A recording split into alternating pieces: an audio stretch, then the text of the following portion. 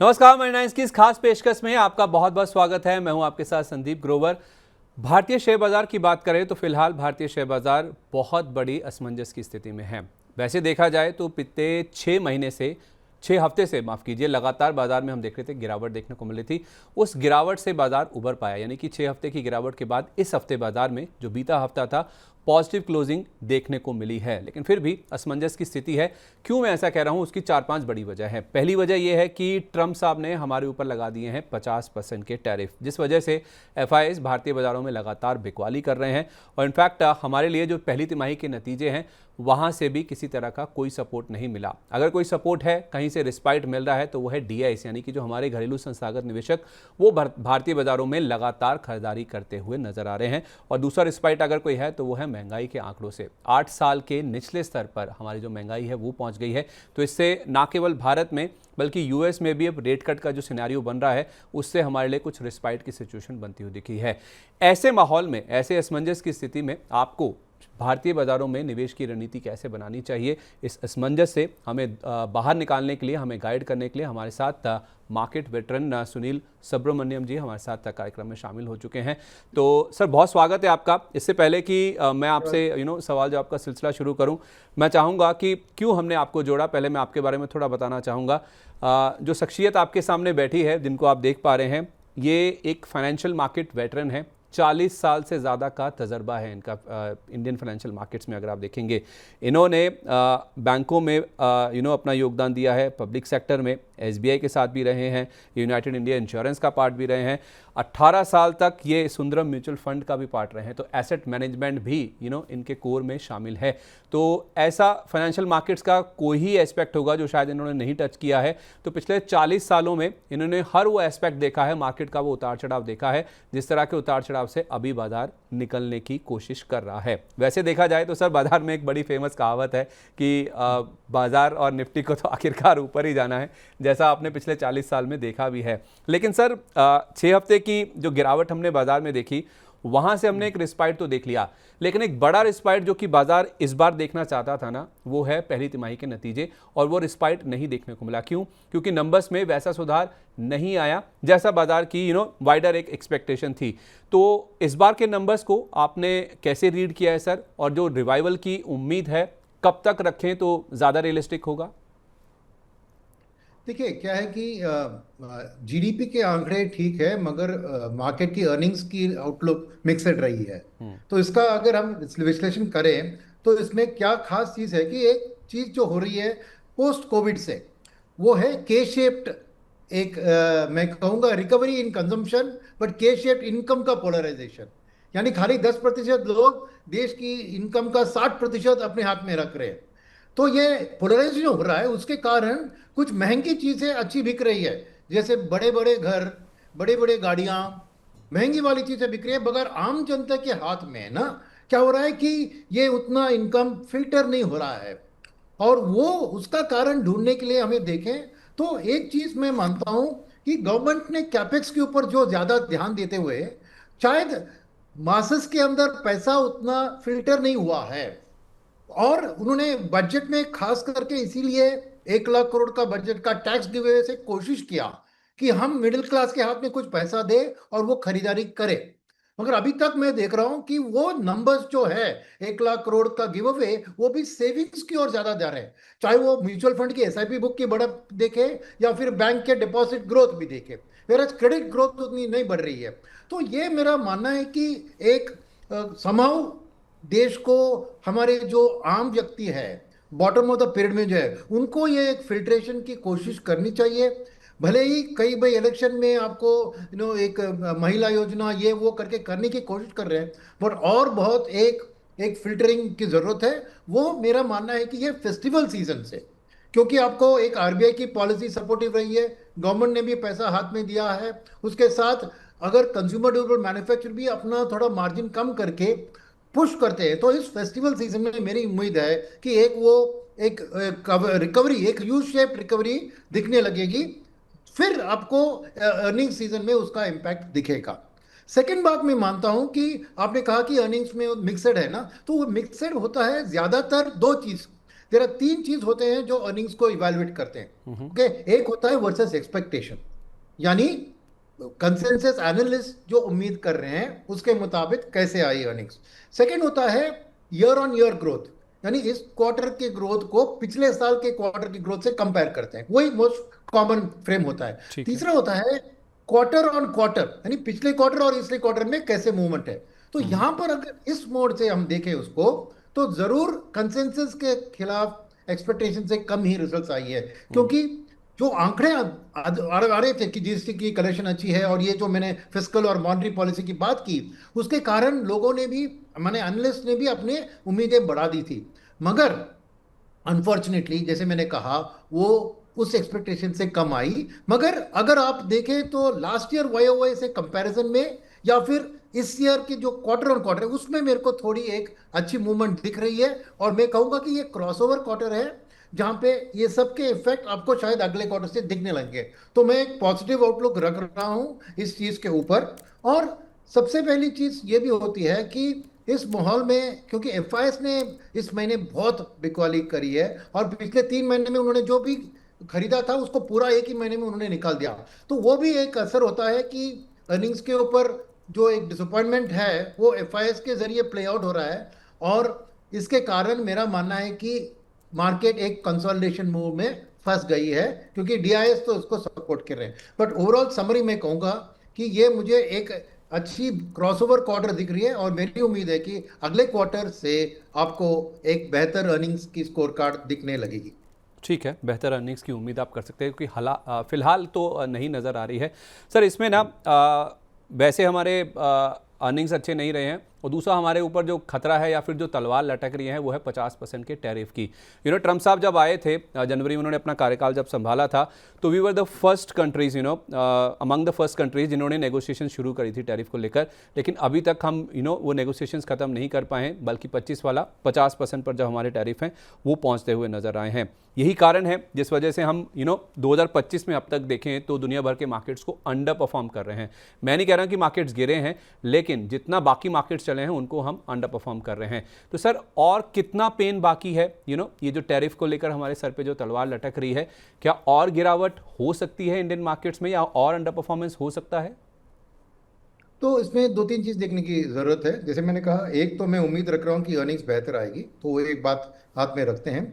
मगर उसके अलावा मार्केट को भी एक चीज है कि अनसर्टेनिटी पसंद नहीं रहती है। अब ये वो अनसर्टेनिटी निकल के एटलीस्ट 50% का एक सर्टेनिटी आ गया, नेगेटिव तो है, बट एटलीस्ट वो अनसर्टेनिटी का माहौल नहीं है। तीसरी बात मैं कहूंगा कि ये 50 को आप 50 न देखें, 2-25 के हिसाब से देखें, ठीक क्योंकि है। पहला 25 है जो ट्रेड टॉक्स की जो सक्सेस नहीं हुई उसके कारण लगा गया था। सेकंड 25 देखिए, उसमें निशाना किसका था, उसमें रशिया के ऊपर था उनका। और रशिया को एक सबक सिखाने के लिए और उनको नेगोशिएटिंग टेबल पे लाने के लिए उन्होंने इंडिया को इस्तेमाल किया है। ठीक तो है। ये एक्चुअली इंडिया रिलेटेड नहीं है। तो 15 तारीख को कल ट्रंप और पुतिन की बातचीत, मैं कहूंगा कि ये 25% इंडिया पे लगने पर ही पुतिन ने अग्री किया है ये टॉक्स के लिए, राइट। तो फर्स्ट स्टेप तो वो अचीव हो गया। और अगर ये टॉक्स ठीक चलती है, यानी कुछ राहत निकलती है कि ये वॉर का कुछ एंड दिखे, तो शायद ये 25 चल जा सके, क्योंकि 25 का कारण था कि रशिया को नेगोशिएटिंग टेबल पे लाओ, और वो बात हो चुकी है। तो मेरी उम्मीद है कि ये शायद ये 25 निकल सकती है। बाकी का 25 ना, उसमें तो मेरा उम्मीद है कि 25 से ज्यादा हम 20 तक ही ले जा सकते हैं, क्योंकि हमारे जो आपने कहा ना, पहले से हम नेगोशिएशन कर रहे हैं, 5 राउंड हो चुके हैं। बट हमारी एक रेड लाइन जो है एग्रीकल्चर और डेयरी और जेनेटिकली मॉडिफाइड, उसमें हम कभी रिलैक्स नहीं कर सकते। और अमेरिका की वही सबसे बड़ी मांग है कि हमारे मार्केट, मिडिल क्लास मार्केट को आप ओपन करो अमेरिकन एग्रीकल्चरल प्रोडक्ट्स के लिए, बिकॉज वहां पे उनका मैकेनाइजेशन इतना बढ़ गया है, तो हाई लेबर कॉस्ट का असर नहीं पड़ रहा है, और उनके एग्रीकल्चरल प्रोडक्ट्स जो है वो कॉम्पिटिटिव प्राइसेस में वो बेच सकते हैं। मगर क्योंकि हमारे लिए वो बहुत हानिकारक है, कभी ये गवर्नमेंट अग्री नहीं करेगी, तो मेरा मानना है कि कुछ ऊपर ऊपर ऊपर नीचे जाकर वो शायद एक 20 से 25 के बीच में रह सकती है। मगर उसको भी थोड़ा और 2 राउंड का ट्रेड टॉक चलेगा। तो इस हिसाब से अगर देखें तो ये 25 जो सेकंड 25 निकल गई, तो वही एक बहुत बड़ी पॉजिटिव होगी। और मैं क्यों ये मार्केट के लिए बता रहा हूं कि एफआईआईएस का जो इस महीने निकालना था, उसमें एक कारण ये था, ये 50% वाला टैरिफ, और उनको भी पता लग गया था कि टॉक्स अच्छी नहीं चल रही है। इसके बावजूद कि बहुत हमारी ट्रेड टीम उधर गई, उनकी ट्रेड टीम इधर आई, बहुत डिटेल टॉक्स हुए, बट फिर भी खबर तो यही आ रही थी कि दोनों में मिलन नहीं है। तो इसलिए एफआईएस बेच रहे थे। पर अगर ये अनसर्टेनिटी सेकंड 25 चल जाती है तो एफआईएस की भी वापसी देख सकते हैं। और अभी अभी एक खबर आई है जो मेरे लिए एक बहुत बड़ी पॉजिटिव खबर है, जो पता नहीं आपने देखा कि नहीं, एसएनपी ने यस इंडिया यस, को बी में अपग्रेड कर दिया। ट्रिपल बी अब कर ये दिया सर। अपग्रेड बहुत इंपॉर्टेंट है क्योंकि यह सब टैरिफ के बारे में इंडियन इकोनॉमी को डाउनग्रेड की बात हो रही थी, तो यहाँ पे एसएनपी ने एक बोल्डली लेकर, क्योंकि उन्होंने आरबीआई की पॉलिसी सपोर्टिव देखा, गवर्नमेंट की फिस्कल ट्रेंड की हम ध्यान दे रहे हैं, फिस्कल डेफिसिट का, उसको नीचे गिरा रहे हैं, उसको भी देखा और उसको एक सही मायना दिया और इंडिया को अपग्रेड कर दिया।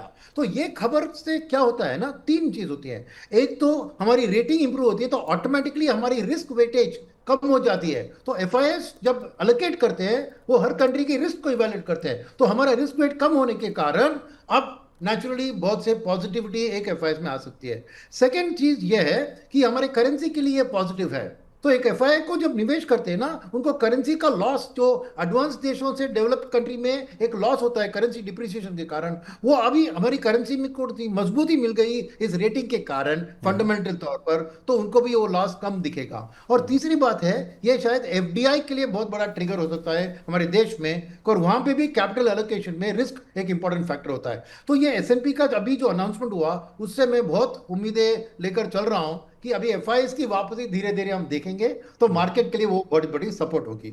और फाइनल एक चीज मैं कहूंगा कि अगले जी क्वार्टर के लिए मेरी पॉजिटिविटी है, क्योंकि अगला क्वार्टर जो है, यानी जुलाई अगस्त सितंबर के अर्निंग्स अक्टूबर 10 से जब आएंगे, वही महीने में एफआईआई के एनालिस्ट और डीएमएफ के एनालिस्ट दोनों अपने आउटलुक को FY26 से FY27 में बदल देते हैं, यानी एक और साल को जोड़ देते हैं फॉरवर्ड पी कैलकुलेशन में। तो नेचुरली इवन 10% का नॉमिनल जीडीपी का बढ़त आपको वैल्यूएशंस के अंदर आके एक राहत दिलवाएगी कि हमारी वैल्यूएशन उतनी महंगी नहीं है, अभी थोड़ी सस्ती बन गई। तो ये सब चीज के कारण मैं अभी भी एक पॉजिटिव आउटलुक रखूंगा कि ये सब चीज, बट फाइनली ऑफ कोर्स हमारे फेस्टिवल सीजन के नंबर जरूर उनको सपोर्ट करने की जरूरत है कि अच्छे ऑटो सेल्स या हाउसिंग सेल्स या कंज्यूमर ड्यूरेबल सेल्स, ये डेफिनेटली फेस्टिवल सीजन में हमें सपोर्ट करना चाहिए कि अगले क्वार्टर की अर्निंग्स में ये दिखेंगे। आपने मेरे सर दो तीन सवालों को पहले से ही प्रीएम्प्ट कर लिया। मैं एफआईएस के बारे में पूछने ही वाला था कि कब तक बिकवाली चलने वाली है। आपने ये कह दिया कि रिकवरी शुरू हो जाएगी, और आपने कहा ये फेस्टिव सीजन से ये रिकवरी शुरू हो जाएगी, राइट? अगर मैंने सही समझा है तो। फेस्टिव सीजन एक है, सेकंड मार्केट की ध्यान FY27 पे चल जाती है अक्टूबर से। ओके। तो नेचुरली वैल्यूएशन जो आज FY26 को लेकर थोड़ी महंगे लग रहे हैं, वो एक साल और अर्निंग्स आप जोड़ देते हैं तो थोड़ी उसमें एक राहत मिलेगी ना। एक राहत सर डीआईएस की भी है। डीआईएस लगातार खरीदारी कर रहे हैं। बीच में एक रफ पैच आया था म्यूचुअल फंड्स के जो फ्लोज थे। इस बार जो नंबर आए हैं बहुत शानदार आए हैं। 28,000 करोड़ से ज़्यादा का एसआईपी फ्लो है, 75 लाख करोड़ से ज़्यादा का एयूएम हो गया। तो बड़ा मोटा पैसा है जो रिटेल निवेशक एसआईपी के जरिए, लमसम निवेश के जरिए इन डीआईएस को दे रहा है, म्यूचुअल फंड्स को दे रहा है, जो कि बाजार में लगातार सपोर्ट प्रोवाइड कर रहा है। तो इस पूरे सिनेरियो में एफआईआईज बेच रहे हैं, डीआई सपोर्ट कर रहे हैं, रिटेल का लगातार सपोर्ट आ रहा है। तो इसको आप कैसे देख रहे हैं सर? क्या इसके दम पर बाजार टिक पाएगा? वैल्यूएशन कैसे नजर आ रहे हैं आपको बाजार के? मैं कहूँगा कि वैल्यूएशन, पहली चीज मैं बताऊँ कि बाजार यहाँ पे टिकेगा क्योंकि गिरने से डीआईएस इसको बचा रहे हैं और एफआईएस अभी तक उसको बढ़ने नहीं दे रहे थे। मगर जो अभी मैंने बात किया कि एसएनपी की रेटिंग और ये टैरिफ वाली जो सेकंड 25 अगर चल जाती है तो एफआईएस की वापसी आएगी, तो जरूर मार्केट नए हाई लेवल्स पर पहुंच सकता है। तो इस चीज के पीछे वैल्यूएशन की बात मैंने ऑलरेडी आंसर किया आपको कि एक, कि अगले क्वार्टर से वैल्यूएशन थोड़ी नर्म हो जाएंगे और बेटर लुक होंगे। और सेकेंड बात है कि देखिए, इंडिया कभी सस्ता मार्केट होने वाला नहीं है क्योंकि हम वर्ल्ड में फास्टेस्ट ग्रोइंग कंट्री है और वो ग्रोथ का प्रीमियम तो हम डिमांड करते हैं। और उस ग्रोथ के लिए मैं कहूंगा कि पैसा वैल्यूएशन से डरता नहीं है, मगर ग्रोथ नहीं दिखता है तभी डरता है। तो मेरे ख्याल में, जैसे मैंने कहा, अगर ग्रोथ की नंबर्स आके जस्टिफाई करेंगे तो ये वैल्यूएशन का कोई फिक्र नहीं करने की जरूरत है। तो मेरे लिए ग्रोथ ग्रोथ एंड ग्रोथ के पॉकेट चुनना है आपको, तो मेरे लिए अगर आप अभी निवेश करेंगे तो बेहतर होगा, क्योंकि आने वाले दिन इससे खराब नहीं हो सकते हैं, क्योंकि डीआईएस का बाइंग सपोर्ट स्ट्रांग है और एफआईएस की वापस आने की उम्मीद है। तो अभी खरीदने के लिए अच्छी मौका है रिटेल निवेशकों के लिए। अच्छा मौका है खरीदारी करने का। मैं सर इन्वेस्टमेंट की बात करूंगा, केवल एक चीज़ और आपसे जानना चाह रहा हूँ, ये जो एसएनपी की आपने बात करी ना कि रेटिंग का अपग्रेड आया है, ट्रिपल बी कर दिया गया है। आई थिंक लास्ट ईयर मई में ऐसा हुआ था जब उन्होंने आउटलुक को अपग्रेड किया था, पॉजिटिव किया था। मेरा सवाल आपसे ये है सर कि एसएनपी का ये रेटिंग अपग्रेड जो आया ये तो पॉजिटिव है ही है, क्या बाकी जो रेटिंग एजेंसीज हैं they will also follow suit? देखिए, हर एक का एक अपना एक ट्रैक होता है जिसमें वो करते हैं। नॉर्मल ट्रैक रिकॉर्ड में जो रेटिंग्स की रीजन बताइए जो मैंने देखा, वो थे कि गवर्नमेंट का फिस्कल कंसोलिडेशन की ओर ध्यान देना और आरबीआई का मॉनेटरी तौर से इसको सपोर्ट करना। तो अगर ये दोनों फैक्टर है तो जरूर बाकी के रेटिंग एजेंसीज को भी इन लाइन फॉलो करना होगा, क्योंकि ये बेसिक फंडामेंटल फैक्टर है जिसपे एसएनपी ने अपग्रेड किया है। ठीक है, ओके। तो मतलब बाकी रेटिंग एजेंसियां भी इसके बाद कदम उठा सकती हैं। अब आपने कहा सर रिटेल निवेशकों के लिए पैसा लगाने का बहुत ही अच्छा मौका है। Now coming to the investment part, in terms of asset classes या फिर सर एसेट एलोकेशन की अगर आप बात करें, इस लेवल पर एसेट एलोकेशन के हिसाब से इक्विटी को आप कितना पैसा असाइन करेंगे? नहीं, मेरा मानना है कि देखिए, क्योंकि रेट कट का माहौल चल रहा है यूएस में, तो नेचुरली रेट्स के ऊपर दबाव होगी। और मेरे ख्याल में ये टैरिफ अनसर्टेनिटी के कारण अभी with inflation also coming lower, आपको आरबीआई भी और एक रेट कट करने के लिए रास्ता खुला है। क्योंकि अगर यूएस में रेट कट होता है तो वो गैप बिटवीन इंडियन रेट्स और यूएस रेट्स बढ़ता है, तो रुपये डिप्रिशिएट हो सकता है unless RBI also cuts rates. तो एक number one. Number two, inflation भी सपोर्ट कर रही है। थर्ड, पहले जो आरबीआई ने अनाउंस किया उसके बाद ही ये 50% का टैरिफ का अनाउंसमेंट हुआ। आरबीआई की पॉलिसी अब देखें तो अगस्त 5 को या जुलाई 31 को पहली 25 लगी थी, मगर ये दूसरा 25 बाद में लगा था। तो जी। अब जरूर आरबीआई भी अपने मन में वो 6.5 पे ऊपर टिकी थी, शायद उस ग्रोथ रेट से कम अभी उनका मायना होगा। तो मेरे ख्याल में आरबीआई रेट कट के लिए माहौल ठीक है। अगर रेट कट हो रहा है तो उस हिसाब से मैं कहूंगा कि इक्विटीज के लिए ये सबसे बड़ी पॉजिटिव चीज होती है। और इसलिए मेरा मानना है कि एलोकेशन में अब आप 65 से 70% इक्विटीज में रख सकते हैं, और बाकी आप इसको डेट में निवेश कर सकते हैं। और उस 65-70% में भी आप देखें तो एक जैसे मैं कहूँगा हाइब्रिड प्रोडक्ट्स का भी इस्तेमाल कर सकते हैं, जैसे मल्टी एसेट फंड होता है। क्योंकि एक रेट कट से क्या होता है, डॉलर का वीकनिंग स्टोरी शुरू होता है, और डॉलर वीकन होता है तो गोल्ड की अपटिक होती है। तो मल्टी एसेट फंड्स में जहाँ पे गोल्ड और सिल्वर भी शामिल होते हैं, वो भी एक अच्छी इन्वेस्टमेंट के ऑप्शन होते हैं, क्योंकि गोल्ड भी अच्छा करेगा और इक्विटी भी अच्छी करेगी। तो इसलिए मेरा मानना है कि मल्टी एसेट एलोकेशन फंड्स एक अच्छी रास्ता है अभी के लिए, क्योंकि आउटलुक इन तीनों एसेट क्लासेस के लिए अच्छी दिख रही है। Okay, multi asset allocation fund का मतलब सर कुछ हिस्सा आपका गोल्ड में, रियल एस्टेट में, डेट में भी होना चाहिए आप कह रहे हैं?